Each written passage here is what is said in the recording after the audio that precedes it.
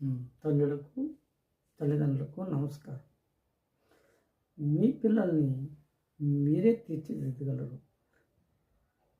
మీ చేతిలో మీ పిల్లలు ఉంటారు. ఉపాధ్యాయుల చేతిలో కొన్ని గంటలు ఉంటారు. సెలవుల్లోని మిగిలిన టైం అంతా రాత్రి అంతా మీతోనే గడుపుతారు కాబట్టి మీ పిల్లల్ని మీరే బాగా తయారు చేయగలరు. అయితే చిన్నపిల్లలు తెల్ల కాగితం లాంటి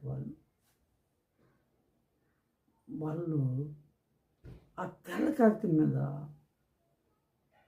మంచి యాటిట్యూడ్స్ని, చక్కటి గోల్స్ని నింపినట్టయితే ఆ చిన్న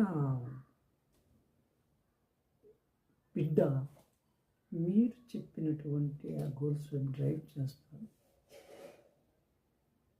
మీ పిల్లలు మీ కార్బన్ పేపర్, మీ ప్రింట్ కాబట్టి చాలా జాగ్రత్తగా వాళ్ళని మీరు చెప్పినట్టయితే, తీర్చిదిద్దినట్టయితే అది మీ స్కిల్ మీద ఆధారపడి ఉంటుంది. విద్యార్థి aptitude, IQ level, age level దృష్టిలో పెట్టుకుని వారికి ఏదైనా చెప్పాలి. ఒక 10th క్లాసు విషయాన్ని ఎల్కేజీ వాడికి మనం చెప్పినట్టయితే it is a very big thing. వాడు వెంటనే అవాయిడ్ అయిపోతాడు. వాడి తగ్గ నోన్ టు అన్నోన్ అన్నాను. ఆ నోన్ టు అన్నోన్ వాడు తెలిసిన విషయం తెలియని విషయాన్ని అలా నెమ్మదిగా చెప్పగలిగితే, ఇంట్రెస్ట్ని క్రియేట్ చేస్తే వాడు డ్రైవ్ అవుతాడు.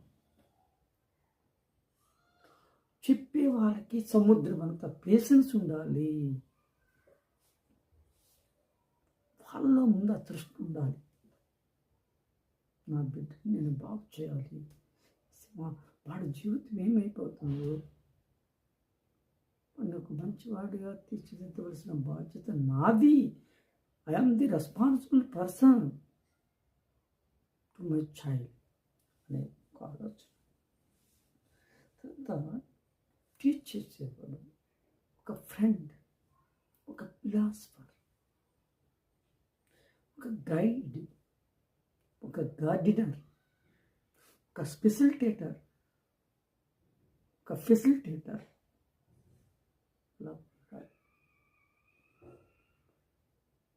చైల్డ్ సెంటర్ ఎడ్యుకేషన్, చైల్డ్ని సెంటర్ చేసి వాడికి ఎలా చెప్పాలి అని చెప్పాలి తప్ప టీచర్ సెంటర్డ్ ఎడ్యుకేషన్